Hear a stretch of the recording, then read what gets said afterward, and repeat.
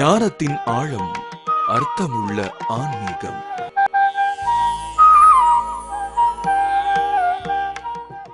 அருட்பெருஞ்சோதி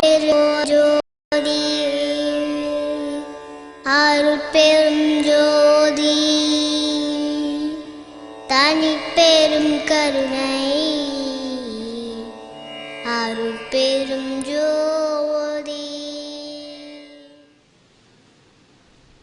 அருட்பெருஞ்சோதி ஆண்டவர் அடியவனுக்கு மறுபடியும் ஞான பிச்சை வழங்கி இருக்கின்றார்கள், கருணைமிகு கண்ணதாசன் ஐயா மூலமாக. எனவே இந்த சொற்பொழிவு இந்த பெருமானுடைய வருவிக்க உற்ற நாள், இந்நாள் பெருநாள். இது மனிதன் உருவாவதற்கு முக்கியமான நாள், மனிதனுக்கென்றே மகத்தான நாள் என்று அறிவிக்கப்பட்ட நாள். அருட்பெரும் ஜோதி அருட்பெரும் ஜோதி தனிப்பெரும் கருணை அருட்பெரும் ஜோதி. அருட்பெருஞ்சோதி அபயம், அருட்பெருஞ்சோதி அபயம் என்ற சொல்லுக்கு யான் கண்ட உண்மையும் நம்ம ராமலிங்க பெருமான் அளித்த சான்றும் புறத்தே திருவாரூர்ல தட்சிணாமூர்த்தி சுவாமிகள் என்ற ஐயா அவர்களும் அபயம் என்ற சொல்லுக்கு அடிக்கோள் இட்டதை சொல்ல வந்திருக்கின்றேன். அதாவது அருட்பெரும் ஜோதி அருட்பெரும் ஜோதி தனிப்பெரும் கருணை அருட்பெரும் ஜோதி என்ற மகா மந்திரத்தை நீங்கள் எந்த நேரமும் சும்மா இருக்க நேரமெல்லாம் சொல்லிக்கிட்டு இருக்கலாம்.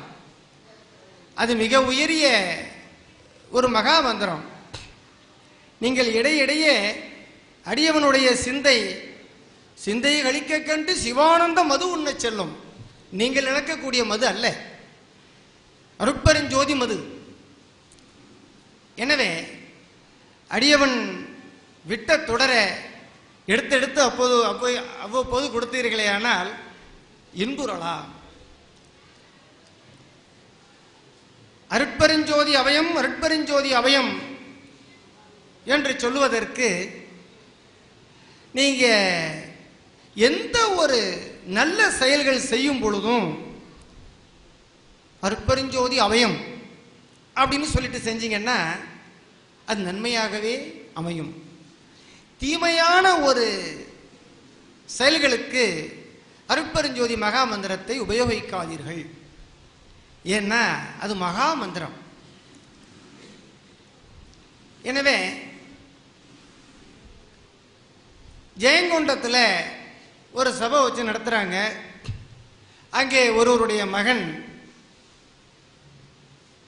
10ஆம் வகுப்பு தேர்வு எழுதுவதற்காக மறுநாள் அவனுக்கு கவர்மெண்ட் 10ஆம் வகுப்பு தேர்வு நடக்க போகுது. அடியவன் தஞ்சாவூரில் இருக்கேன். இந்த சிறியனுக்கு அந்த பையன் போன் மூலமாக தொடர்பு கொண்டு, ஐயா நான் வடலூர் பெருமானிடம் சரணாகதி அடைந்து விடுகிறேன், முற்றிலுமாக அவர் நிலையை எய்துகின்றேன், எனக்கு ஒரு உதவி செய்ய முடியுமா என்று கேட்கின்றார். எனவே என்ன உதவி என்று அடியேன் கேட்கின்றேன். அந்த பையன் கூறுகின்றார், நாளைக்கு எனக்கு அரசாங்க பரீட்சை இருக்கிறது, 10ஆம் வகுப்பு பரீட்சை, கவர்மெண்ட் பரீட்சை. அந்த பரீட்சையில் எனக்கு மதிப்பெண் கிடைக்கணும், என்னுடைய போட்டோ பேப்பரில் வரணும், இது முடியுமா அப்படின்னு கேட்குறான். அந்த மாணவனும் அரைகுறையாக படிக்கிறவன் தான், ஃபுல்லாக படிக்கிறவன் அல்ல. ஏன்னா அந்த பையனுடைய பெரியப்பாலாம் இங்கே வந்திருக்காங்க. அந்த பையன் இப்படி கேட்க அடியவன் தஞ்சாவூர்ல இருந்துகிட்டு ரொம்ப தெம்பா சொன்னேன். யாரடா உனக்கு இல்லை என்று சொன்னவன்? உனக்கு உண்டடா, உனக்கு என்ன வேணும்? எனக்கு அதிக மதிப்பெண் கிடைக்கணும். இங்கே இருக்கக்கூடிய மாணவர்களும் சரி, இந்த சபையில வீட்டில் இருக்கக்கூடிய மாணவர்களை பெற்ற தாய் தந்தையர்கள், ஆசிரியர்கள் மற்றும் வெளியில நிற்கக்கூடியவர்கள், ஆட்டோ ஓட்டுநர்கள், கடை வீதியில் உள்ளவங்க எல்லோரும் மிக முக்கியமான செய்தி சொல்லுகின்றேன். என்ன, இந்த ஊர்ல அருட்பெருஞ்சோதி அபயத்தை நீங்க எல்லாம் சொன்னீங்கன்னா பேரின்பத்தை அடையலாம் என்பது சத்தியபூர்வமாக சொல்லுகின்றேன். அடியவன் அந்த பையனுக்கு சொன்னேன்,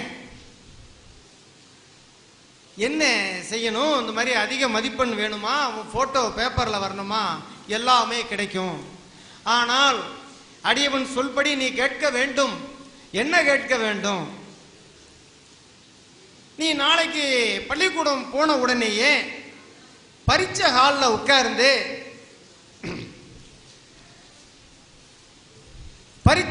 உட்கார்ந்து ஆசிரியர்கள் பேப்பர் கொடுக்கும் பொழுது மனசுக்குள்ளேயே அருட்பெருஞ்சோதி அருட்பெருஞ்சோதி தனிப்பெருங்கருணை அருட்பெருஞ்சோதி என்று பேப்பரை வாங்கிக்கொள். கொஸ்டின் பேப்பர் கொடுக்கும் பொழுதும் அருட்பெருஞ்சோதி அருட்பெருஞ்சோதி தனிப்பெருங்கருணை அருட்பெருஞ்சோதி என்று பேப்பர் வாங்கிக்க. இங்க அடியவன் பேசுறதெல்லாம் பேப்பரை படிச்சுட்டு பேசுவது அல்ல, புஸ்தகத்தை படிச்சுட்டு பேசுறது அல்ல. ஏட்டு சுரைக்காய் கறிக்கு உதவாது. நீங்க 6ஆம் திருமுறை புஸ்தகத்தை அப்படியே தண்ணீரை ஊற வச்சு கரைச்சு குடிச்சீங்கன்னா அருட்ஜோதி ஆயிட முடியுமா? முடியாது, வயிறு உப்பிக்கும். ஆனால் அருட்பெருஞ்சோதி அருட்பெருஞ்சோதி தனிப்பெருங்கருணை அருட்பெருஞ்சோதி என்று உங்கள் நான் வரலும் வண்ணம் உங்களுக்கு முடிந்த வரையிலும் சொல்லிக்கிட்டே இருந்தீங்கன்னா அருட்ஜோதி ஆகலாம். அது சத்தியம். அடியவன் அது போன்று அருட்பெருஞ்சோதி மகாமந்திரத்தை சொல்லியே இவ்வாழ்க்கையிலே உலகு கட்டி ஆளும் கொடியை பறக்க விட்டு இருக்கின்றேன், பறந்து கொண்டு இருக்கின்றேன், செழித்து வளர்ந்து இருக்கின்றேன், வளர்ந்து கொண்டு இருக்கின்றேன். அந்த பையனுக்கு சொன்னேன், அருட்பெருஞ்சோதி மகாமந்திரத்தை சொல்லியே இந்த பரீட்சை பேப்பரை வாங்கிக்க, அருட்பெருஞ்சோதி மகாமந்திரத்தை சொல்லியே இந்த கொஸ்டின் பேப்பரை வாங்கிக்க, கடைசியா கொஸ்டின் பேப்பரை படிச்சு பார்த்துக்கோ. எல்லாம் முடிந்தவுடன் அந்த பேப்பரை அந்த டெஸ்கில் வச்சு அந்த மேஜையில் வச்சு பேனாவை கலட்டிக்கோ. பேனாவை கலட்டும் பொழுதும் அருட்பெருஞ்சோதி அருட்பெருஞ்சோதி தனிப்பெருங்கருணை அருட்பெருஞ்சோதியை சொல்லிக்க. பேனாவை கலட்டி ரெடியாக வச்சுக்கிட்டு எல்லோரும் கிட்டத்தட்ட பல ஆயிரம் கோடி ஆண்டுகளாக பேப்பர் எது எழுதினாலும் பிள்ளையார் சொல்லி போடுவாங்க. அந்த இடத்துல பிள்ளையார் சொல்லி போடாத. அந்த இடத்துல இது சத்தியமாக நடந்தது, சாட்சிக்கு ஆள் இருக்கு, இப்ப எடுத்து கடையில் ஆளை காட்டுவேன். அந்த பேப்பர்ல பிள்ளையார் சொல்லி போடக்கூடிய இடத்துல பேனா முனையால அருட்பெருஞ்சோதி அபயம் அப்படின்னு ஒரு சின்ன புள்ளி வச்சிரு. ஏன்னா கம்ப்யூட்டர் பேப்பரா இருக்கும், கம்ப்யூட்டர் ரிஜெக்ட் பண்ணி விட்டுரும். அதனால அந்த தலைப்புல அருட்பெருஞ்சோதி அபயம் அப்படின்னு மனசுக்குள்ள சொல்லிக்கிட்டே ஒரு புள்ளியை வச்சிருடா. வச்சுட்டு நீ கேள்விக்கான பதில்களை எழுதுறா, பாக்கியெல்லாம் அருட்பெருஞ்சோதி ஐயா எழுதுவார் என்று சொன்னேன். அந்த சிறுவனானவனும் ஒருமையுடன் கேட்டு அந்த புனித தன்மையுடனேயே அந்த பரீட்சையெல்லாம் எழுதினான். சாதாரணமாக படிக்கக்கூடிய மனித பையன்.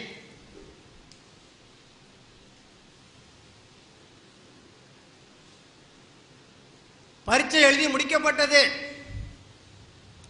கிட்டத்தட்ட 480 மார்க் அவன் எடுத்து அந்த பள்ளியில முதன் மாணவனாக இவனை தேர்வு செய்து இவனுடைய போட்டோவை பேப்பர்ல போட்டு எங்க பார்த்தாலும் விளம்பரப்படுத்தி விட்டார்கள். இத்தனைக்கு நேரடியாக கூட யாருக்கும் சொல்லல, போன்ல தான் நான் சொன்னேன். அப்ப அதுக்கே அவ்வளவு வேல்யூ இருக்கு. அப்போ ஒரு படிக்கும் விஷயத்துல கூட ஐயா எந்த அளவுக்கு பணிபுரிகின்றார்கள் என்பதை நீங்கள் எல்லாம் பரிந்து உள் உணரணும். ஏதோ இன்னைக்கு ராமலிங்க சுவாமிகளுடைய வருவிக்க ஊற்ற நாளுக்கு வந்தோம். முக்கியமான செய்திகளை சொல்லிக் கொண்டிருக்கும் பொழுது பேச்சை தவிர்த்து விடுமாறு கேட்டுக்கொள்கிறேன். ஏன்னா இதெல்லாம் உங்களுக்கு கிடைக்காது, சாட்சியோட கிடைக்காது. நீங்க எந்த சாமியை வேணாலும் போய் சாட்சியோட படம் எடுத்துக்கிட்டு வரலாம். ராமலிங்கத்தை படம் எடுக்க முடியாது, உள்ள வேணா பிடிச்சி கட்டி போட்டுக்கலாம். அதனால அந்த பையன் படம் பேப்பர்ல பிரசுரம் ஆயிடுச்சு. 480 மார்க் எடுத்தான். அவனுக்கு சந்தோஷம் பொங்கிட்டு. அந்த ஊரே இன்னைக்கு சன்மார்க்கத்தை தழுவுது. அந்த வாரியங்காவல் என்கிற ஊரே இன்னைக்கு சன்மார்க்கத்தை தழுவுது. இது போன்று 1, 2 அதிசயங்கள் அங்கு நிகழவில்லை. கிட்டத்தட்ட ஒரு 100கணக்கான அதிசயங்கள் அங்கே நடைபெற்றுக் கொண்டு இருக்கின்றது. மாதம் பூசத்துக்கு அங்கே பூஜை செய்துவிட்டு ஜோதி தரிசனம் காட்டிட்டு அதன் பிறகுதான் வந்து கொண்டிருக்கின்றேன். சரி, இவனாலும் சின்ன பையன் ஏதோ ராமலிங்க சாமி கையை பிடிச்சி அழைச்சிட்டு போய் இந்த மார்க்கை போட்டுட்டாருன்னு நீங்கள்லாம் சொல்லலாம். ரைட். ஒரு 55 வயது மதிக்கத்தக்க ஒரு சொட்டையுடைய ஒரு மனிதர். அவர் நாகப்பட்டினத்தை சேர்ந்தவர். அவர் சாதாரணமாக எல்ஐசி நிறுவனத்தில் இந்த சீட்டு மாதிரி எல்ஐசி ஒவ்வொருத்தரையும் முகவர், அந்த முகவராக சேர்ந்துருக்கிறாரு. ஏதோ சாதாரண படிப்பு படிச்சிருப்பார் போல இருக்கு. அவருக்கு கம்ப்யூட்டரை பற்றி எதுவும் தெரியாது. ஒரு 200 பேர் தேர்வு செய்து இந்த 200 பேருக்கு 40 மார்க்கு மெயினான மார்க்கு, அதில் 20 மார்க்கு எடுத்தால் போதும் அப்படின்னு சொல்லி அவர்களுக்கு இந்த கம்ப்யூட்டர் பரீட்சை வச்சிருந்திருக்காங்க. இந்த செய்தியை மேட்டுக்குப்பத்தில் சொற்பொழிவு பண்ணிக்கிட்டு இருந்த இந்த அடியவன் இதை கேட்ட அந்த வழுக்க மண்டை என்ன பண்ணிருக்கு, அந்த நல்ல பதிய வச்சிருக்கு மண்டையில். இது போய் அந்த கம்ப்யூட்டரை கிட்ட போய் உட்கார்ந்தான பயம். நாம கம்ப்யூட்டரே பார்த்தது இல்லையே, இதில் அடித்து எந்த மார்க் எடுக்கிறது. இது உடனே சொல்லியிருக்கு, ஐயா அருட்பெருஞ்சோதி, அந்த தொப்பி போட்டவன் மேட்டுக்குப்பத்தில் சொற்பொழிவு பண்ணிக்கிட்டு இருந்தான். அதை கேட்டு என் மனம் லயித்து விட்டது. எனவே இங்கேயும் எனக்கு நீதான் துணை. தூங்க வேண்டாம், யாரும் ஆனந்தமாக கேட்டுக்கொண்டிருங்கள். சத்தியம் சொல்லுகின்றேன், பொய் புகழேன். ராமலிங்க சுவாமி விஷயத்தில் மட்டும் யாரும் சத்தியம் பண்ணி பேச முடியாது, அங்க டங்குவாரு அறுத்து விடும். ஆனால் அதுல பரிந்து உள் உணர்ந்து அதுல தோய்ந்து விட்டால் சத்தியமும் பண்ணலாம், ராமலிங்கத்தை பிடிச்சி மற்றவங்கள்டையும் கொடுக்கலாம். அந்த சக்தி உண்டு. அந்த அடியவர் அந்த கம்ப்யூட்டர் கிட்ட போய் அருட்பெருஞ்சோதி ஐயா, எனக்கு 40 மார்க்கெல்லாம் வேண்டாம், 20 மார்க் இருந்தா போதும், அருட்பெருஞ்சோதி அபயம்னு அந்த பட்டனை தட்டுது. தட்டிவிட்டு என்னத்தை அடிச்சிச்சோ ஏதோ அடிச்சிச்சோ தெரியலையா, அடிச்சு விட்டு வந்துருச்சுங்க. இந்த 200 பேர்ல நம்பர் 1 எடுத்துட்டாங்க அந்த மொட்டை மண்டைய. இது எங்க போய் சொல்றது? இது ராமலிங்கம் செய்த லீலைகள், இது ராமலிங்கம் செய்த அதிசயம், இது சத்தியமாக நடந்தது. மறு பூசத்துக்கு வந்து மேட்டுக்குப்பத்தில் சொல்லிட்டு ஆனந்தம் அடைகிறார். அப்படியானால் அருட்பெருஞ்சோதி அபயம் எப்படியாப்பட்டது? 1, 2. மூன்றாவதாக தட்சிணாமூர்த்தி சுவாமிகள் என்று ஒரு ஞானி ஒருவர் திருவாரூர்ல இருந்தார். அவர் திலகாலமும் சத்தி விசாரம் பண்ணக்கூடியவர். ஒரு 10 மக்களை வச்சுட்டு சத்தி விசாரம் பண்ணி எல்லோருக்கும் நன்மையை சொல்லி கொண்டிருந்தார்கள். அவர்கள் ஒரு நாள் இப்படி சத்தி விசாரம் பண்ணி கொண்டு இருக்கையில் சாயந்தரம் ஒரு 5 மணிக்கு சத்தி விசாரம் நடந்துகிட்டு இருக்கு. அப்ப திடீரென்று இப்படி பேசிட்டு இருந்த தட்சிணாமூர்த்தி சுவாமிகள் கையை இப்படி தூக்குறார். இப்படி கையை தூக்கி என்னோ பெரிய 100 கிலோ மூட்டையை தூக்குறது மாதிரி. ஏன்னா வெளியில இருப்பவர்களும் உள்ளே இருப்பவர்களும் கூர்ந்து கவனித்தீர்களே ஆனால் பேச்சை மட்டும் அல்லாது செய்கைகளையும் கொண்டு நீங்க நிறைய இதை புரிஞ்சுக்கலாம். இந்த கையை திடீரென்று இப்படி தூக்குகின்றார். மேலே தூக்கின கையை கீழே கொண்டாந்து கீழே வச்சுட்டார். எதிரே இருந்த ஆன்மீக மக்களுக்கெல்லாம் என்ன திடீர்னு ஐயா கையை இப்படி தூக்குனாரு, இன்னும் 100 கிலோ மூட்டையை தூக்குனது மாதிரி மெதுவா கொண்டு வந்து கீழே வச்சாரு, இதனுடைய பயன் என்ன? இவர் இப்ப கேட்க முடியாது, சொல்லிட்டு எழுந்திருச்சிட்டாரு அப்படின்னு எல்லோரும் வினவி விட்டு வீட்டுக்கு சென்று விட்டார்கள். மறுநாள் காலையில 10 மணிக்கு சதி விசாரம் அங்கே கூடுது. உடனே அந்த சபையில் இருந்த மக்கள், இது இன்னைக்கு ஐயா விட முடியாது, நேற்று திடீரென்று அந்த கையை தூக்குனாரே, அதற்கு என்ன பதில் என்று ஐயா விட முடியாது, இன்னைக்கு கேட்டுதான் தெரிஞ்சுட்டு தான் ஆகணும் என்று சொல்லுகிறார்கள்.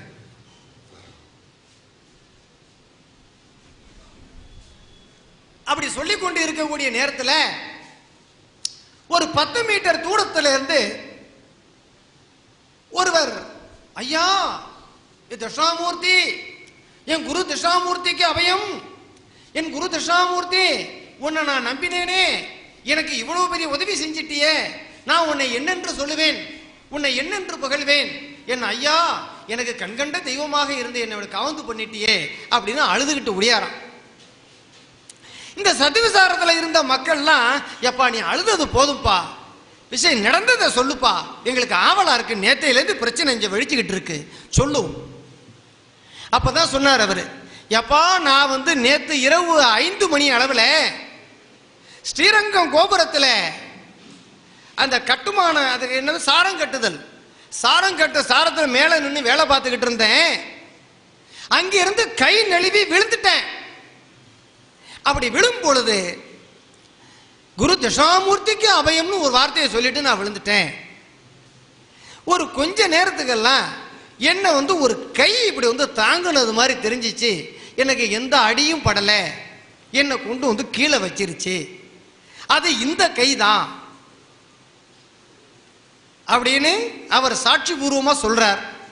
அப்ப சபையில் இருந்தவர்களுக்கும் பதில் கிடைச்சிருச்சு. அப்படியானால் அந்த குரு தட்சிணாமூர்த்தி சுவாமிகள் இறந்து போய் விடுகிறார்கள், அவர்களை சமாதி வச்சிருச்சு அங்க, அதற்கு பெயர் ஜீவ சமாதி என்று சொல்லுகின்றார்கள். அடுத்தது ஜீவ சமாதியை பற்றி சொல்றேன். அப்போ அந்த ஞானவானுக்கு இறந்து மண்ணில் போனக்கூடிய அந்த குரு தட்சிணாமூர்த்தி சுவாமிகளுக்கே அவ்வளவு சக்தி இருக்கும் பொழுது, அருட்பெருஞ்சோதி ராமலிங்க பெருமானுக்கு எச்சோதனைகளும் ஏற்றாதியமைக்க அச்சோ என்றருள் அருட்பெருஞ்சோதி, ஐந்தொழிலையும் யான் செய்ய சந்தன போற்றினின் பேரருள் போற்றினின் பெருஞ்சீர் ஆற்றலில் நின்று ஓங்கிய அருட்பெருஞ்சோதி என்ற ராமலிங்க பெருமானுக்கு செங்கோல் செலுத்தன செப்பிய தந்தைக்கு எப்படி அருள் இருக்கும்? ராமலிங்க சுவாமிகளை ஒரு 10-20 பேர் பார்க்க வர்றாங்க. அவரு தர்மசாலையில் இருக்கார். அப்படி பார்க்க வர்ற போது ஒருவர் மட்டும் அதுல ஒரு செவுத்து ஓரமா போய் சிறுநீர் கழிக்கிறார். அந்த செவுத்து ஒரு ஓட்டையில இருந்த ஒரு பாம்பு புஷ்ஷுன்னு தலையை நீட்டிடுச்சு. இவரை அறியாது ராமலிங்கா அபயம் அப்படின்ட்டார். அந்த பாம்பு எப்படி படம் எடுத்துச்சோ அப்படியே அது இருக்கு அந்த பொந்துல. இது நிற்க இவர் மறுபடியும் எல்லாரோடையும் சேர்ந்து ராமலிங்க சுவாமிகளை பார்க்க வந்துட்டார். 10 பேரை ராமலிங்க சுவாமியை பார்க்கிறாங்க. அப்படி பார்த்து எல்லாரும் போகக்கூடிய நேரத்தில் அந்த குறித்த நபரை மட்டும் கூப்பிட்டு, எப்பா நீ என்னை பார்த்து அருள் பெற்றதெல்லாம் சந்தோஷம்தான், அங்க ஒரு உயிரை வாயை கட்டிவிட்டு வந்துட்டியே, அதுக்கு என்ன செய்ய போற அப்படின்னு கேட்கிறார். இவனுக்கு புரியல. வாயை கட்டிட்டேனா? ஐயோ நான் அப்படியெல்லாம் ஒன்றும் செய்யலையே, நான் எதை செஞ்சேன்? இல்லை, நீ இது மாதிரி யூரின் சிறுநீர் கழிக்க போன இடத்துல நீ அபயம் சொன்னியா? ஆமா சொன்னேன். அந்த பாம்பு ஒன்று கடிக்காம இருந்துச்சா? கடிக்காம இருக்கு. இன்னும் அந்த பாம்பு அப்படியே தான் இருக்கு. அது நீ அபயம் சொன்னதுனால அது அப்படியே இருந்து இறந்து போயிடும், சாப்பிடாம இறந்து போயிடும். நீ மீண்டும் போய் அருட்பெருஞ்சோதி அருட்பெருஞ்சோதி தனிப்பெருங்கருணை அருட்பெருஞ்சோதி என்னை வாழ வைத்த தெய்வமே, இந்த ஆன்மாவையும் வாழ வை, நீ சொல்லு, நல்லா இருக்கும். இவன் நேரா பார்க்கறான். அந்த பாம்பு படம் எடுத்த வண்ணம் அப்படியே இருக்கு. உடனே அருட்பெருஞ்சோதி மகா மந்திரத்தை சொன்ன உடனேயே அந்த பாம்பு மறுபடியும் தலையை சுருக்கி கொண்டு உள்ளே போய் விடுகிறது. அப்படியானால் அருட்பெருஞ்சோதி அபயத்துக்கு எவ்வளவு திறன் உண்டு என்பதை நீங்கள் எல்லாம் புரிந்து கொள்ளுதல் வேண்டும். அதுபோன்று சொல்ல வேண்டிய முக்கியமான செயல்களுக்கு அருட்பெருஞ்சோதி அபயத்தை உண்டு பண்ணி கொள்ளுதல் வேண்டும். தேவையில்லாதவைகளுக்கெல்லாம் அபயம் சொல்லுதல் கூடாது. ஏன் அது முக்கியமான இதாக இருந்தாலும் சித்தர்கள் இன்னும் மாயக்காரிகளில் மூடி மறைத்து விட்டனர் என்று ஐயா சாடுகின்றார். அதனால தான் இந்த அபயத்தையும் சொன்னேன். ஏன்னா அதெல்லாம் மூடி வைக்கக்கூடாது. அதனால எந்த ஒரு நல்ல கதை செஞ்சீங்கன்னாலும், ஒரு வீடு வாங்குறீங்க, ஒரு நிலம் வாங்குறீங்க, ஒரு பத்திரிக்கை எழுதுறீங்க, அங்க அருட்பெருஞ்சோதி அபயம் அப்படின்னு ஒரு புள்ளியை வச்சிருங்க. அல்லாவிடில் எனக்கு முத்துக்கருப்பசாமி துணை, எனக்கு நொண்டி கருப்பசாமி துணை, எனக்கு பேச்சியம்மன் துணை அப்படிங்கலாம் போட வேண்டாம். ஏனெனில் நீங்க இங்க வந்திருக்க நீங்க எல்லாரும் சாதாரண மனிதர்கள் இங்கே வரவில்லை. எல்லோரும் ராமலிங்கத்தை காதலித்தவர்கள் தான் இங்கே வந்திருக்கிறீங்க. எல்லோரும் ராமலிங்க பெருமான் மீது அன்பு கொண்ட நீங்க தான் இங்கே வந்திருக்கிறீங்க. எனவே உங்களிடம் இந்த செய்தியை வைக்கின்றேன். சிறுதெய்வ வழிபாடு அவைகளுக்கெல்லாம் வரையறுக்கப்பட்ட அருள் தான். அருட்பெருஞ்சோதிக்கு மட்டும்தான் வரையறுக்கப்படாத அருட்பெருஞ்சோதி எவ்வளவு பெரிய அளவிட முடியாத பெருஞ்சோதியோ அவ்வளவு அருள் ஆற்றலும் அதற்கு உண்டு. அதனால தான் ஐயா மட்டும் அருட்ஜோதி ஆனேன் என்றறையப்பா முரசு, அருளாட்சி பெற்றேன் என்றறையப்பா முரசு, மருட்சார்பு தீர்ந்தேன் என்றறையப்பா முரசு, மரணம் தவிர்ந்தேன் என்றறையப்பா முரசு என்று முரசறைய சொன்னார்கள். ஆனால் நம்ம தமிழ்நாட்டிலையும் சரி, இந்தியா பூராவும் சரி, எவ்வளவோ ஞானிகள் இருந்திருக்காங்க.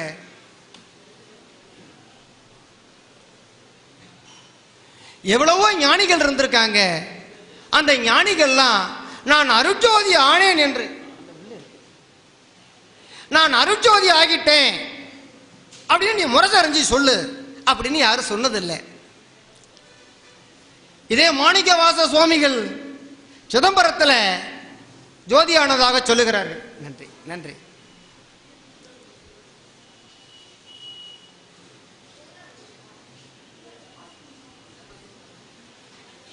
அவர் வாயால தான் ஜோதி ஆகிவிட்டேன்,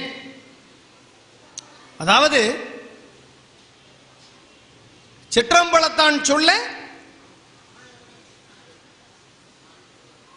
வாத ஊரான் எழுதுனதுன்னு சொல்லி கையெழுத்து போட்டிருக்காங்க. அதெல்லாம் செய்திருக்கிறார்கள். நான் அருட்ஜோதி ஆகிவிட்டேன் என்று நீ முரசற அப்படின்னு எந்த ஞானிகளும் சொல்லலைங்க. அதே மாதிரி ஐயா சொல்லியிருக்கார். மேட்டுக்குப்பத்தில் அந்த வாக்கியம் எழுதியிருக்கு. அதில் இந்த பாடல் உடனே எனக்கு ஞாபகத்துக்கு வரமாட்டேங்குது. இப்போ எஞ்ஞான்றும் என்னை போன்று நோற்றவரும் இல்லை. யார சொல்றாங்களே ஐயா சொல்லுங்க. எழுந்து சொல்லுங்க ஐயா, எழுந்து சொல்லுங்க. பெருமானே எழுந்து சொல்லுங்க.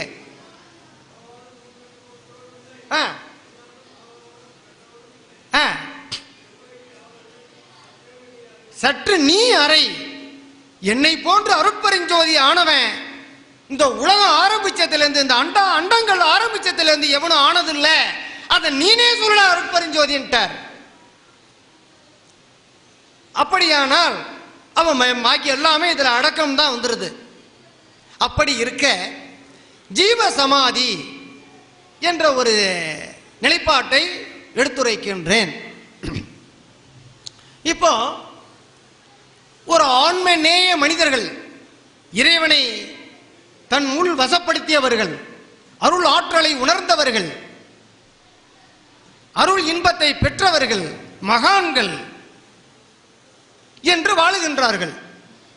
தொட்டதெல்லாம் பொன்னாகுது. கண்ணால் பார்த்தாலே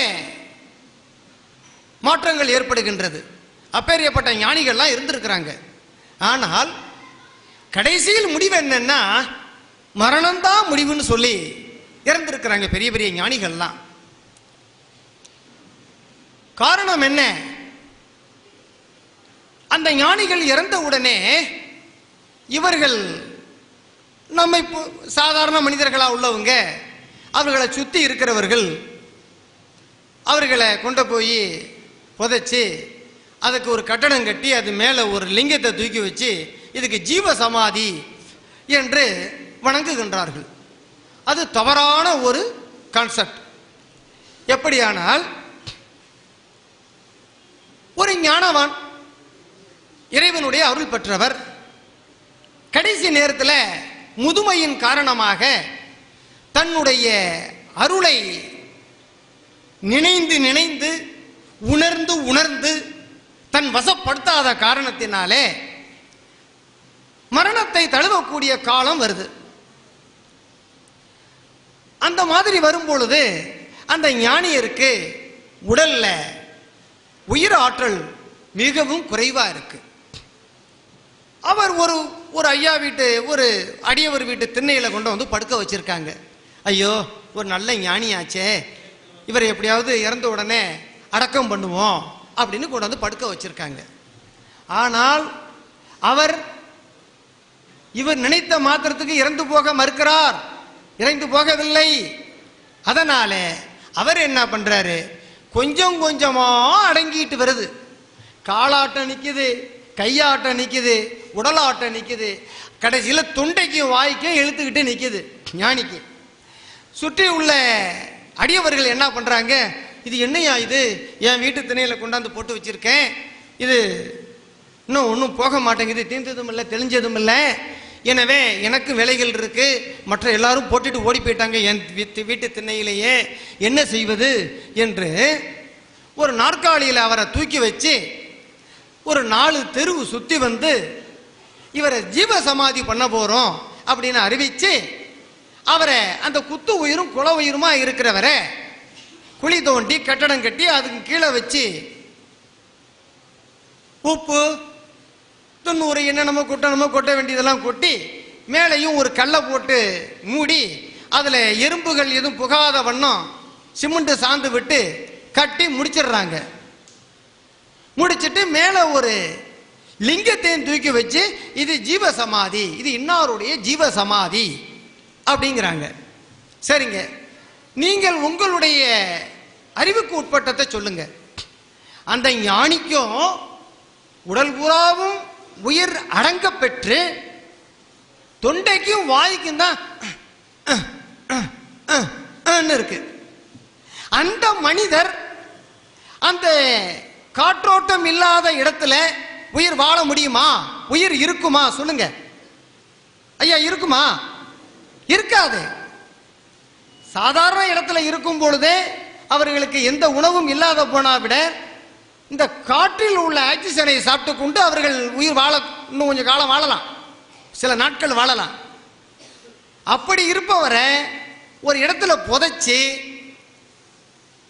இவர் உயிரோட தான் இருக்கிறாரு, நாங்க உயிரோட தான் உள்ள கொண்டு வச்சோம், இவர் ஞானி, இதுக்கு பேர் ஜீவ சமாதி, ஜீவனோடு இருப்பதனாலே ஜீவ சமாதி என்று வணங்குகின்றார்கள். இல்ல, ஜீவ சமாதி என்று எதற்கு பொருள் உண்டென்றால், ஒரு மனிதன் உயிருக்கு பேர் இன்னொரு பேர் சொல்வான என்ன ஐயா, மனித உயிருக்கு பேர் இன்னொரு பேர் சொல்வான என்ன? ஜீவன். எப்ப அவனுக்கு ஜீவன் அடங்கிட்டா, அவனுக்கு இன்னும் ஜீவன் இருக்குடா, ஜீவன் உயிர். ஒரு மனிதன் உயிரோடு ஜீவனோடு இருக்கும் போதே அவன் சிவமாதல் வேண்டும். உயிரோடு இருக்கும் போதே அவன் தன்னுள் அந்த இறை ஆற்றலை பெற்றுக்கொண்டு அவன் சிவமாதல் வேண்டும். அப்பதான் சிந்தை கழிக்க கண்டு சிவானந்த மது உண்ண முடியும். சிந்தை கழிக்க கண்டு சிவானந்த மது உண்டு தெளிந்தோரை எல்லாம் அந்த பாடல். வருவாரலைத்து வாடி வடலூர் வடதிசைக்கே வந்தால் பெறலாம் நல்ல வரமே. வருவாரலைத்து வாடி, அது புறத்துல. வடலுரு வடதிசைக்கே, வடலுரு வடலுரு வடதிசைக்கே, அது எங்க? இந்த மனிதன் தெற்கு தெற்கு நோக்கி அமர்ந்து அவன் தியானத்தில் வழிபடும் பொழுது அவனுடைய கண்கள், அவனுடைய உணர்வுகள், அவனுடைய ஒளி எண்ணங்கள்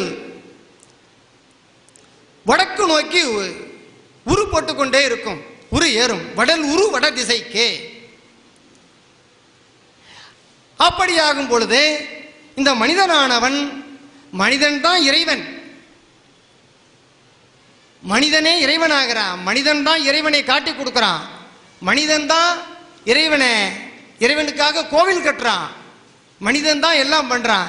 எங்கேயாவது சாமி தன்னைத்தானே போய் கோயில் கட்டிக்குதா, பெரிய மசூதி எழுப்பிக்குதா, சர்ச்சு கட்டிக்குதா, பெரிய சிவனாலயம் கட்டிக்குதா? இல்ல, இவன் தான் கட்டி வைக்கிறான். கடவுள் மற்ற எண்ணங்கள் எல்லாம் கடந்துட்டு உள்ள போயிட்டான்னா, அகத்துல போயிட்டான்னா அவன் கடவுள், இவனே கடவுள். அதுக்கு தான் பெரியார் சொன்னார். பெரியார் ஒரு அறிவுடைய ஞானி அவரும். ஆனா அவரு அசைவ உணவு சாப்பிட்டதனால அவரை ஞானின்னு சொல்லுவது கூடாது என்று ஐயா சொல்லியிருக்கிறார்கள். ஆனால் ஒரு பெரிய செல்வந்தரான பெரியார் ஒரு தாய் தந்தையனுக்கு ஒரே பிள்ளை, கோடீஸ்வரன், எப்படி வேணாலும் வாழ்ந்திருக்கலாம், எத்தனை கல்யாணம் வேணாலும் பண்ணியிருந்திருக்கலாம், எப்படி வேணாலும் சாப்பிட்டுருக்கலாம். இல்லையே, எச்சைகளை சாப்பிட்டு துன்பப்பட்டு துயரப்பட்டு ஜெயிலுக்கு போய் எவ்வளவு கஷ்டப்பட்டாரு. கடைசியில் அவர் சம்பாதிச்சது என்ன? ஒண்ணுமே இல்லை. ஆனா அவரை வச்சு சம்பாதிச்சு நல்லா இருக்கிறவங்க வேறவங்க, அது கணக்குல இல்லாதது. ஆனா பெரியார் அந்த இன்பத்தை அனுபவிச்சாரான்னா இல்லை. ஏன்? இந்த திராவிட பாரம்பரியம், இந்த தமிழ் மக்கள் நல்லா இருக்கணும், தெய்வம் தெய்வம்னு சொல்லி பிரதோஷ வழிபாடுன்னு சொல்லி ஒரு 15 வருஷ காலமா இந்த பெண்கள் ஆண்கள்லாம் அங்க போய் தவமா கிடக்கிறான். எதுவும் பயண கண்டீர்களானா இல்லை. அது எவ்வளவு காலமா வந்தது பிரதோஷ வழிபாடு? இல்லையே. இதெல்லாம் இந்த மாதிரி மூடத்தனமா மனிதன் போய் மாட்டிக்கிறானே, இவெல்லாம் அப்படி போகக்கூடாது என்பதற்காக தான் இந்த பெரியார் ஈவேரா ராமசாமி அவ்வளோ அடி வாங்கிக்கிட்டு இந்த மக்களுக்கெல்லாம் அறிவை புகன்றார்கள். ஆனால் இப்ப அதன் வழி யாரும் வரல. ஆனா ராமலிங்க சுவாமிகள் தன்னையே வாழ்ந்து, தன்னையே வளர்த்து, தன்னையே இறை அருளாக்கி, அதன்படி எல்லா உயிர்களிலும் புகுந்து கொள்வேன் என்று புகுந்து கொண்டு வாழ்ந்து காட்டுகிறார்கள். அடியவன் வீட்டில், அடியவனுக்கு தஞ்சாவூர்ல ஒரு நகைக்கடைங்க, ஒரு மிகப்பெரிய ஒரு நகைக்கடை வச்சு நடத்திக்கிட்டு இருந்தேன். அப்படி நடத்தி கொண்டிருக்கும் பொழுது என்னுடைய கடையிலே ஒரு தாழ்த்தப்பட்ட வகுப்பில் உள்ள பையனை கடையில் வேலைக்கு சேர்த்திருந்தேன். அப்ப என்னுடைய கடத்தூரில் உள்ள மக்கள்லாம் சொன்னாங்க, ஒரு லட்சுமி ஸ்தானத்தில் ஒரு தாழ்த்தப்பட்ட பையனை கொண்டாந்து சேர்த்து வச்சிருக்கான் அந்த ஆளு, இவனை பார்த்தா பெரியார் தீக்கா கட்சியாகவும் தெரியல, இவன் சொல்றதெல்லாம் ரொம்ப அறிந்து கொள்ளாத முடியாத செய்தியெல்லாம் சொல்றான், என்ன அப்படி பண்றான் அப்படின்னாங்க. ஏன்னா பூவுடன் சேர்ந்த நாரும் மனம் பெற்ற கதைக்கு சொல்ல வரேன். அந்த தாழ்த்தப்பட்ட பையன் அடியவனை கண்டு கண்டு தானும் சுத்த சைவமாகி விட்டான். சைவமானதோடு இல்லை, அவனை பாம்பேக்கு அனுப்பிச்சிருக்கிறேன் தங்க நகைகள் எடுத்துட்டு வருவதற்காக. அவன் எடுத்துக்கொண்டு வருவதற்கு சொன்ன நாட்கள் 2, ஒரு வார காலம் ஆகிப்போச்சு. அப்ப சில சிக்கல்கள் ஏற்பட்டு போச்சு, ஒரு வார காலம் ஆகிப்போச்சு. அவன் வருவதற்கு ஒரு வார காலம் ஆன உடனே அவனுடைய தாயார், என் பிள்ளைய காணும், இவெல்லாம் பணக்காரன், என் பிள்ளைய கொண்டு என்னமோ பண்ணிட்டான்.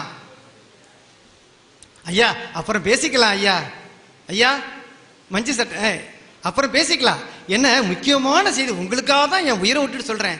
நான் சாப்பிடவே இல்லைங்க, காலையிலையும் சாப்பிடல, மத்தியானமும் சாப்பிடல. ஏன்னா நீங்கெல்லாம் எப்படியாவது ஒரு நல்ல நிலைமைக்கு வந்துடணும், நீங்கள்லாம் சாகக்கூடாது அப்படிங்கிறதுக்காக இந்த உரையை சொல்லிக்கிட்டு இருக்கிறேன் ஐயா, மன்னிக்கணும். எனவே இந்த பையன் வரவே இல்லை என்று அவன் தாயார் மிகவும் வேதனைப்பட்டு கொண்டு வீட்டில் இருக்கிறார். காலையில் போகிறேன், அவன் நகை கடையெல்லாம் சிறுப்பா சிரிக்க அடிச்சு போடுறேன் அப்படின்னு பேசிக்கிட்டு படுத்துட்டு உறங்கி விட்டாள். இது உண்மையாக நடந்தது. என் ராமலிங்க பெருமானுடைய சத்திய தீபத்தின் மீது சத்தியம் பண்ணி சொல்லுகின்றேன். அடியவனுடைய வாழ்க்கையெல்லாம் அந்த தீபத்தை தான் சத்தியம் பண்ண முடியும், வேற யாரும் போய் சத்தியம் பண்ண முடியும்? அதற்கு என் மீது சத்தியம் பண்ணு, நான் அந்த நிலையில் இருக்கேன் இங்கே வந்து சொன்னீங்கன்னா அவர் பாதத்தை என் தலை மீது வைத்துக் கொள்கிறேன், வந்து சேருங்கள், ஒருமையுடையவர்கள் வந்து சேருங்கள்.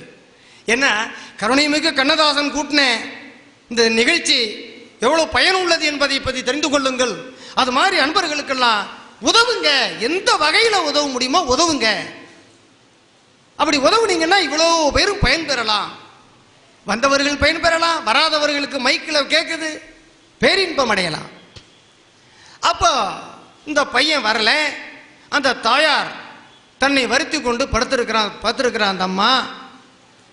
இரவு 1 மணிக்கு மேலே கதவை தட்டியிருக்கு. கதவை தட்டா கதவை போய் திறந்து பார்க்குறான் அந்த அம்மா. கதவை திறந்து பார்க்கும் பொழுது அந்த ஐயா அவருடைய உருவலை எப்படி இருப்பாரோ அந்த முக்காடை போட்டுக்கிட்டு போய் அந்த அம்மாட்ட சொல்லியிருக்காரு, உன் பையன் நாளைக்கு வந்துடுவான், நீ போய் கடையில் தகராறு பண்ணாத, கவலைப்படாத. இந்த 2 வார்த்தை. அப்படியானா ஐயாவுக்கு எவ்வளவு இரக்கத்தை பாருங்க. ஏன்னா நம்ம உற்ற தோழை, நான் செய்வனையெல்லாம் தான் செய்து எமக்கே வான்பதம் அளித்த வாய்த்த நல்ல நட்பு எனக்கு. அதனால என்னுடைய நண்பர் போய் அந்த சேரிக்கு போய் நீ அவனை ஒன்றும் சொல்லிடாத, அவன் கடையில் போய் அவனை அசிங்கப்படுத்திடாத, உன் மகன் நாளைக்கு வருவான் அப்படின்னு ஐயா போய் சொல்லிட்டு வந்திருக்கிறார். இந்த அம்மா கதவை நல்லாவே திறந்து பார்த்துட்டு, ஆஹா மாதா வந்துட்டு போகுது, இவளுக்கு மாதா, ஏன்னா முக்காடு போட்டுக்கிட்டு வந்தோன்னா அவர் ஆணும் இல்லை பெண்ணும் இல்லைங்கிற மாதிரிலாம் இருக்கிறாரு, அதனால மாதா வந்துட்டு போகுது அப்படின்னு இவ முடிவை எடுத்துட்டு கதவை சாத்திட்டான் அந்த அம்மா. இது உண்மையாக நடந்தது. மறுநாள் காலையில் அடியவன் போய் கடை திறக்கிறேன். கடை திறந்துட்டு உட்காந்துருக்கேன். இந்த அம்மா வந்துட்டா. வந்து ஒரே சத்தம் போட்டு கடத்தரவை கூட்டிட்டா. இந்த மாதிரி பணக்காரெல்லாம் செய்கிற வேலையா, என் பிள்ளைய என்னமோ பண்ணி கொண்டுட்டான், என் பிள்ளைய வித்துட்டான், என் பிள்ளை நகை வாங்க போன இடத்துல நகையை பிடிங்கிட்டு எவனோ கொண்டுட்டான் அப்படின்னு இந்த அம்மா ரோட்டில் நின்று தலையில் அடிச்சுட்டு கதறா. நான் போய் கையெடுத்து கும்பிட்டு, சேத்த உள்ளே வந்துருங்கோ, உங்களுக்கு என்ன நடக்கணும் அதெல்லாம் கரெக்டாக நடக்கும், கவலைப்பட வேண்டாம் அப்படின்னு உள்ளே உட்கார வச்சு மற்ற ஆட்கள் மூலமாக டிஃபன் எல்லாம் வாங்கிட்டு வர சொல்லி சாப்பிட வச்சுட்டேன். சாப்பிட்டுட்டு இந்த அம்மா இப்படி வந்து உட்காந்துச்சுங்க. இவ்வளோ பெரிய படம் ராமலிங்க சுவாமி படம். இந்த படம் அவங்க பக்கத்தில் இருந்த கீழே உள்ள யாரும் இப்படி கொடுத்துருந்தாங்க. அந்த கருணைமிகு கண்ணதாசன் நடிச்சிருக்க படத்தை பாருங்க, பார்க்க அழகு, அவர் செய்யும் செயல்களெல்லாம் அழகு. இது மாதிரி அழகிய படம். இந்த படத்தை இப்படி எடுத்து இப்படி பார்த்தேன். இந்த அம்மா நேராக பார்த்தா, ஐயா இந்த அம்மா தான் ஐயா வந்துச்சு, நேற்று கையை இப்படி தான் வச்சிருந்துச்சு, இந்த அம்மா தான் வந்து உன் மகன் நாளைக்கு வருவான், நீ கவலைப்படாத, கடையில் போய் சத்தம் போடாதேன்னு சொன்னிச்சு. சத்தியமா இது நடந்தது, என் ராமலிங்கம் மீது சத்தியமாக சொல்லுகின்றேன், இது நடந்தது, நம்புங்க. நம்பினீர்களாக தான் நீங்க நடராஜன் ஆக முடியும். நீங்க நம்பாவிடில் யமராஜனாக தான் ஆகி விடுவீர்கள். நம்புங்கள்.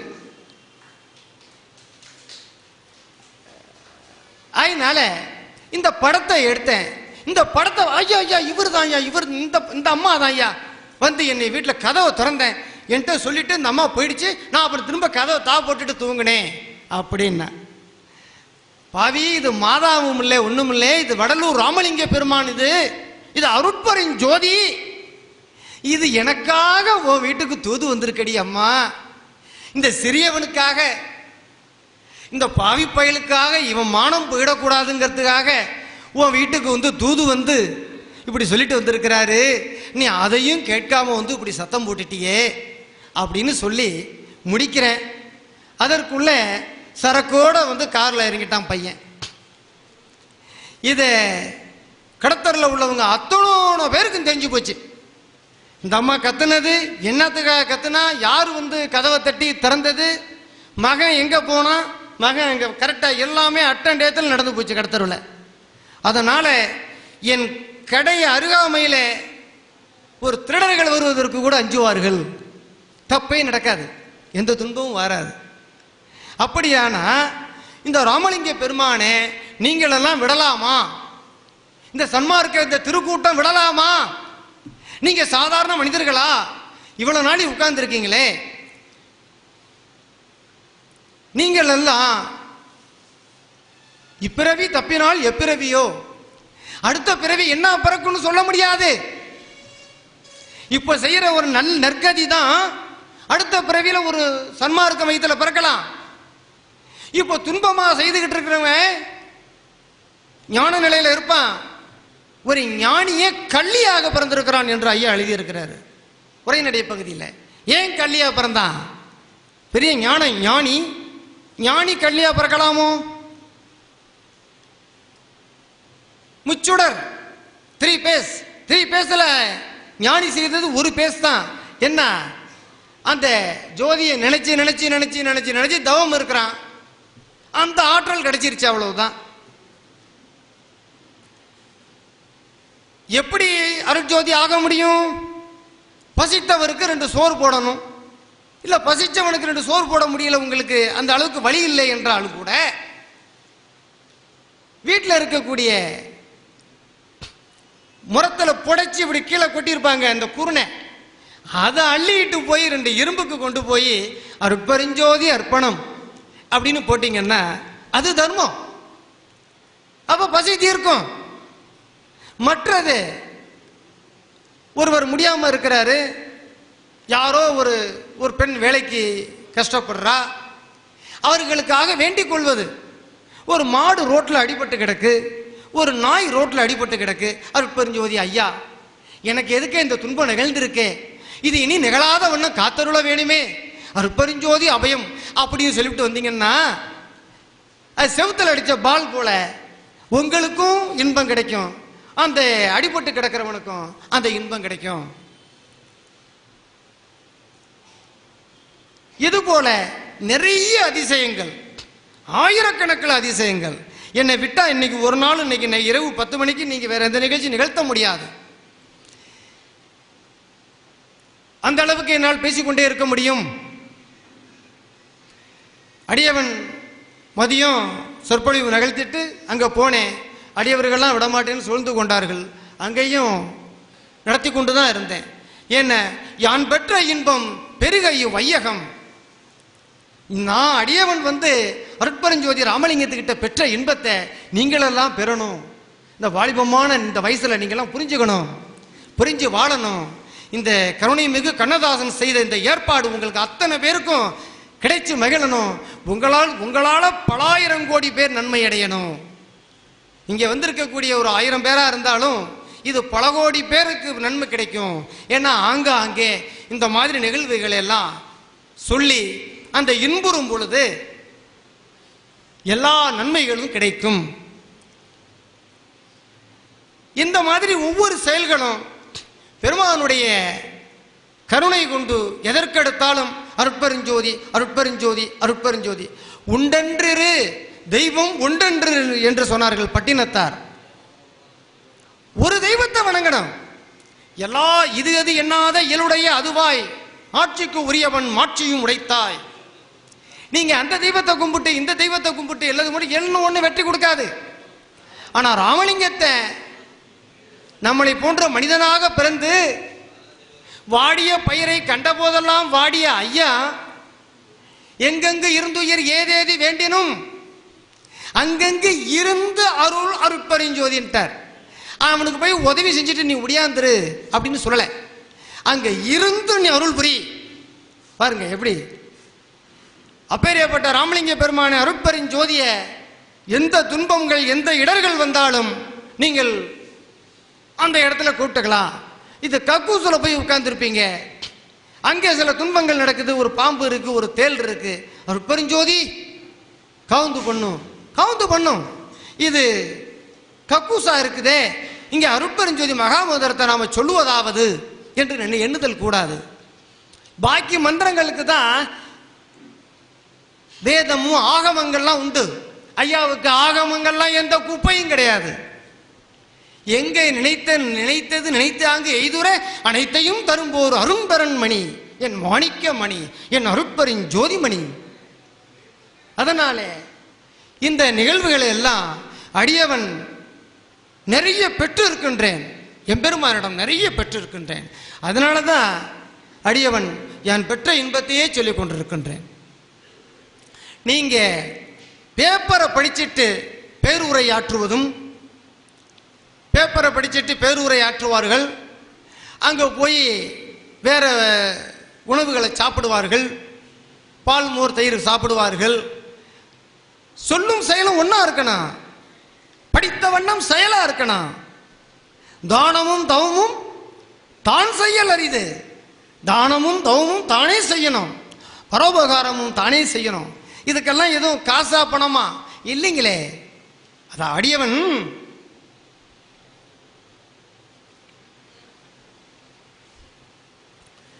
தஞ்சாவூர் மேல வீதியில ஒரு மனநிலை பாதிச்சவர்.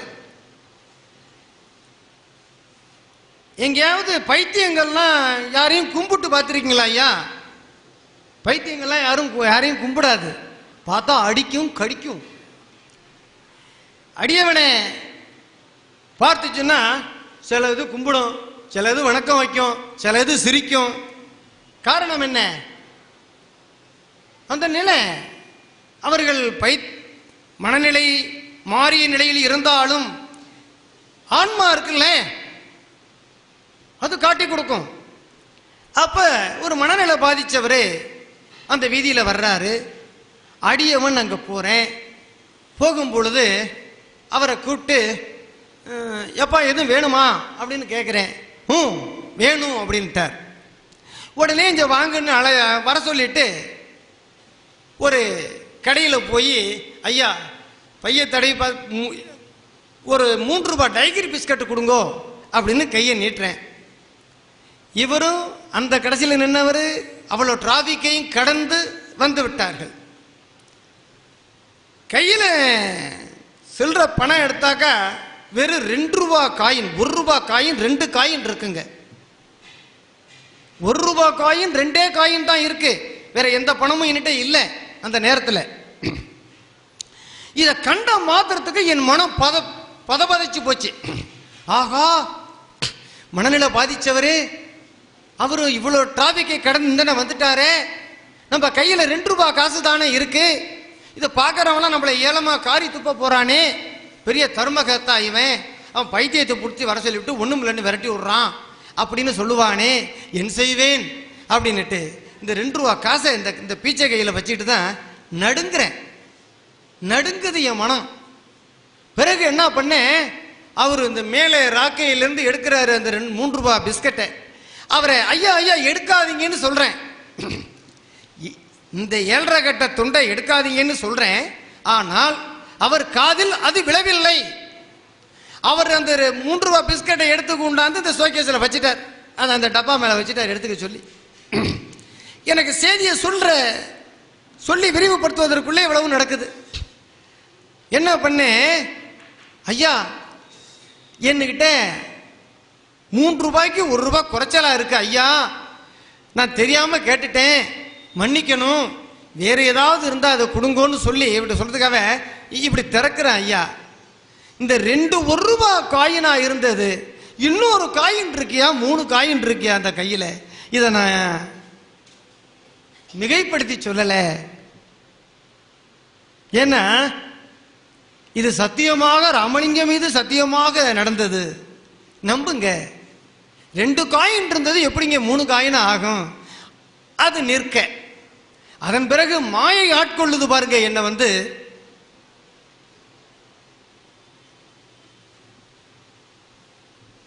அதுக்கு தான் ஐயா சொல்லு, மாயை என்னை வெல்லுமோன்னு பாடுவார். இந்த 3 ரூபாய் காயின் இருந்த உடனே திடீரென்று எனக்கு மாயை வேலை செய்யுது. என்னன்னா, அடாடா இது ராமலிங்க சுவாமி கொடுத்த காசு அல்லவா இது, இந்த காசை மெதுவா கொண்டு போய் வீட்டில் வச்சுட்டு அப்புறமா இந்த மனநல பாய்ச்சவருக்கு வாங்கி கொடுப்போம், இது வீட்டுக்கு எடுத்துட்டு போயிடும், சாமி கொடுத்த காசாச்சே, எப்படி அந்த எண்ணம் மாயை வந்து தாக்குது கொஞ்ச நாளைக்குள்ள. அடுத்த ஒரு செகண்டுக்குள்ள ஐயோ இது அவருக்காக நடந்த சித்து வேலையாக இருக்கலாம். எப்பயுமே அருட்பெருஞ்சோதியை சொல்ல சொல்ல சொல்ல சொல்ல எல்லா மனிதர்களுக்கும் ஒளி பிரவாகம் ஏற்படும். சாதாரண மனிதனுக்கு ஏற்படும், அடியவனுக்கு ஏற்பட்டது. அதை என் குடும்பமே கண்டுகளிச்சது. அப்படி சிறு ஒளி கிளம்பும் பொழுது அதை கண்டு பல்லு இழிக்காதங்கிறாரு ஐயா. அடியவன் அந்த ஒளியை கண்டு பல்லு இழித்திருந்தனே, ஆனால் இந்த அளவுக்கு ஏறாத நிலைமை ஏற முடியாது, ஏனியில தள்ளி விட்டுருவாங்க. அப்ப அந்த காசின் மீது ஆசைப்பட்டு விட்டேன். இது தெய்வம் கொடுத்த காசாச்சே என்ற ஒரு எண்ணத்தினாலே பிறகு ஐயோ இது அவர்களுக்காக நடந்த நிகழ்வு அல்லவா, நாம பாவம் செய்து விட போகிறோமே என்று ஐயா இல்ல இந்தாங்க அப்படின்னு 3 ரூபாயும் அந்த கொடுத்துட்டு உடனே அந்த பிஸ்கட்டை வாங்கி பிரிச்சு மனநிலை பதிச்சவற்றை கொடுத்துட்டு பேரின்பமாக வீடு வந்து சேர்ந்தேன். இது போல எனக்கு 1 அல்ல 2 அல்ல நிறைய இடத்துல எனக்கு நிறைய நடக்கும். அதே மாதிரி ஒரு இடத்துல ஒரு சன்னிதானத்துக்கு போயிருக்கேன். அங்கே ஒரு 50 பேர் வீட்டில் இருக்கின்றார்கள். அடியவன் நடுப்புற உட்கார்ந்திருக்கேன். அந்த சன்னிதானத்திற்கு போவதற்கு முன்னாலேயே வீட்டை விட்டு இறங்கும் பொழுதே அடாடா என்ன செய்வது, நாம எங்கேயும் சாப்பிட மாட்டோமே, கண்ட இடத்துலையும் சாப்பிட மாட்டோமே, நல்ல பசியான நேரத்துக்கு அல்லவா நம்ம வீட்டை விட்டு கிளம்புறோம், என்ன செய்யறதுன்னு ஒரு எண்ணம். பிறகு அந்த எண்ணத்தை தவிர்த்துட்டு எடுத்த காரியத்தை முடிப்போன்னு இறங்கிட்டேன். நேரா அந்த இடத்துக்கு வந்தாச்சு. இதுவும் திருவாரூர் தட்சிணாமூர்த்தி சன்னதியில் நடந்தது தான். அங்கே 50 பேரோட நடுப்புற உட்கார்ந்துருக்கேன். ஒரு சின்ன பையன், அவனுக்கு வயது ஏதோ ஒரு 3 வயது இருக்கலாம், 3 வயது 4 வயது இருக்கலாம், நல்ல அழகான பையன். இவ்வளோ பெரிய கேரி பேக்கை தூக்கிட்டு அந்த 50 பேருக்கு இடையில எண்ணுகிட்ட வந்து நோன்றான். எனக்கோ வெட்கம், என்னடா ஒரு சின்ன பையன் கொண்டாந்து ஏதோ பைய கொடுக்குறான். பின்னாடி உள்ளவன்லாம் பார்த்துட்டு ஐயா பையன் சின்ன பிள்ளைகிட்ட வந்து பையன் வாங்கிக்கிறானே, இவன் அது உள்ள என்ன இருக்கோ இவன் வாங்கிக்கிறானேன்னு நினைப்பானே, இவன் நம்மள்கிட்ட கொண்டாந்து கொடுக்குறானே அப்படின்னு என்னையா வேணும். அவனுக்கு பேசவும் தெரியல, ரொம்ப சின்ன பிள்ளை. அந்த கேரி பேக்கை தூக்க அவனால முடியாது, அது மாதிரி குழந்தை. இது உங்களுக்கு தான் இந்தாங்க அப்படிங்குது. சரின்னு கேரி பேக்கை பிடிச்சு கொண்டு அவனையும் ஒரு கையில் பிடிச்சுக்கிட்டு அங்கேருந்து எழுந்து இப்படி இறங்கி இப்படி தள்ளி வந்து பார்க்குறேன். வாசப்படியில், அவ்வளோ தூரத்துக்கு வாசப்படி, அந்த வாசப்படியில் ஒரு பெரிய இம்பாலா கார் போட்டுக்கிட்டு அதில் இது மாதிரி ஒரு 10 பொட்டலத்தை எடுத்து ஒரு பெரிய தனவந்தர் போல இருக்கு எடுத்து எல்லாருக்கும் கொடுத்துக்கிட்டு இருக்காங்க. ஆனால் அடியேன் இருப்பதோ தூரத்தில் உள்ள இடம் 50 பேர் இருக்காங்க. அந்த 50 பேருக்கு மத்தியில் என்னகிட்ட மட்டும் இந்த புள்ள கொண்டாந்து கொடுக்குது. ஏன் நம்ம எங்கேயும் அங்கேயும் எங்கேயும் சாப்பிட மாட்டோமே, இடைப்பட்ட நேரத்தில் இப்படி தெய்வத்தை நோக்கி கிளம்பிட்டோமே, என்ன செய்வது என்று ஒரு நொடி மனம் பதைத்தேன். அதற்கு கிடைத்த கிஃப்ட் திறந்து பார்த்தா எலுமிச்சை சாதம், புளி சாதம், சக்கரை சாதம், அவல், வடை, தயிர், சாம்பார், என்னென்னவோ வகை வகையா இருக்குங்க. எவ்வளவு பெரிய பாக்கெட். இப்படியெல்லாம் உடனே அடியவனத்தை சாப்பிட்டுட்டு வீட்டுக்கும் எடுத்துட்டு வந்துட்டேன். என்ன தெய்வம் கொடுத்த சாப்பாடு அல்லவா என்று.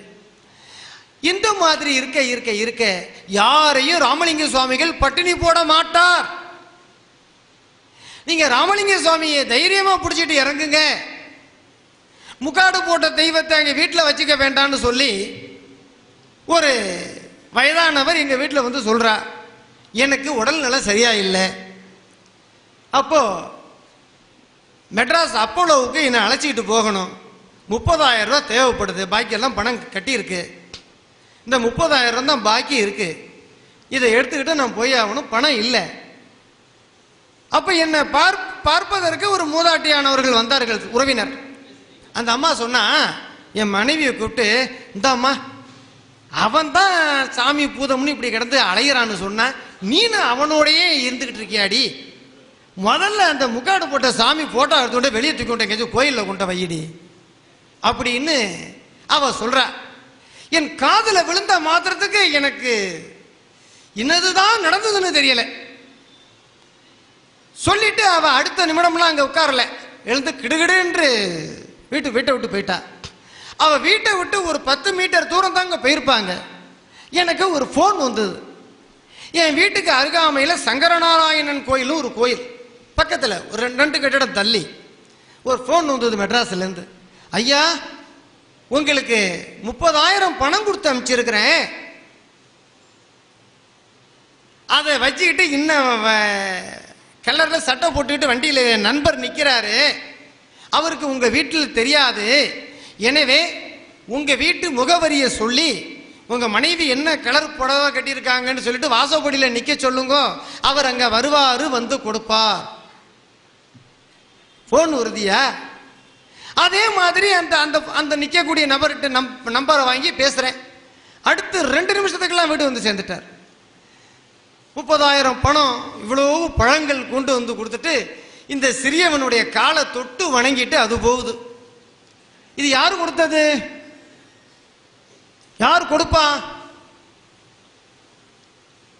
அப்ப ராமலிங்கத்தை எந்த அளவுக்கு பரிந்து உள் உணர்ந்து வேண்டுகின்றோமோ அவர் இப்படிதான் கொடுத்து கொண்டிருப்பார்கள். அருளையும் கொடுப்பார், பொருளையும் கொடுப்பார், தெருளையும் கொடுப்பார், எல்லாமும் கொடுப்பார். அதனால நீங்கள் எல்லோரும் நாம கண்ணிருந்தும் குருடராய் இருந்து விடாதீர்கள். கண்ணிருந்தும் குருடாய் இருந்து விட்டேன்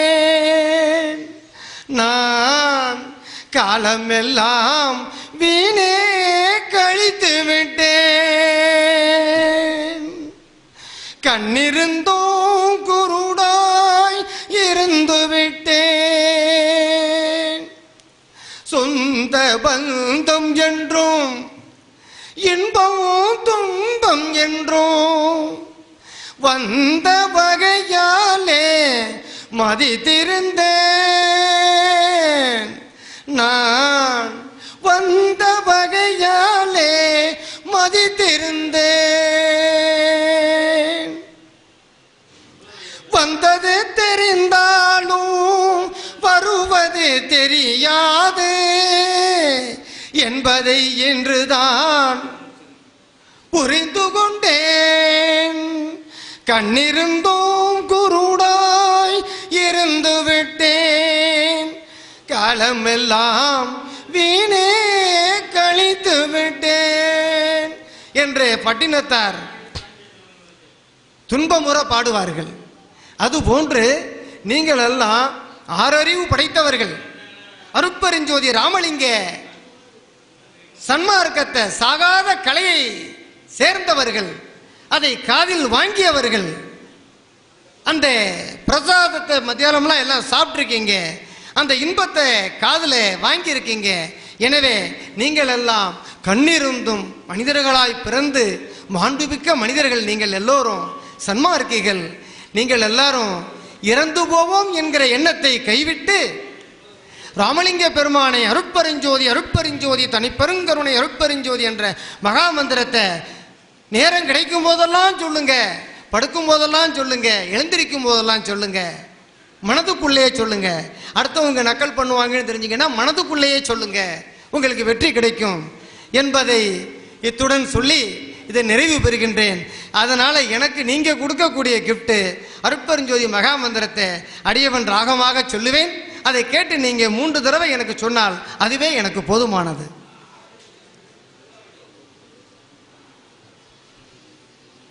அருட்பெரும் ஜோதி அருட்பெரும் ஜோதி தனி பெரும் கருணை அருட்பெரும் ஜோதி. சொல்லுங்க.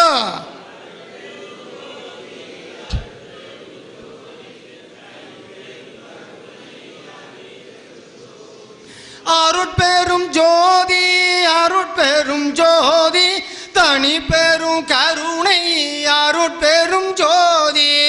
சொல்லுங்க.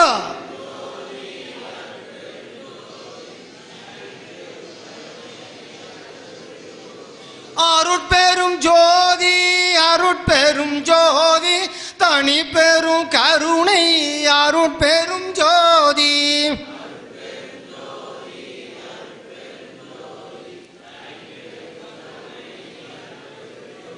அருட்பெரும் ஜோதி ராமலிங்க பெருமான் என் அருட்பெருஞ்சோதி ஆண்டவராகிய அருட்பெரும் ஜோதி ஐயனே, இங்கே வந்திருக்கும் சன்மார்க்கிகள் அத்தனை பேருக்கும், வெளியில் இருக்கக்கூடியவர்களுக்கும், இதெல்லாம் காதுல வாங்கியவர்களுக்கும், இந்த வழிபாட்டை ஏற்படுத்திய கருணை மிகு கண்ணதாசன் ஐயா அவர்களுக்கும் மற்றும் எல்லா அன்பர்களுக்கும் அகத்தும் புறத்தும் அமர்ந்து அருட்ஜோதி செலுத்திடுதல் வேண்டும்.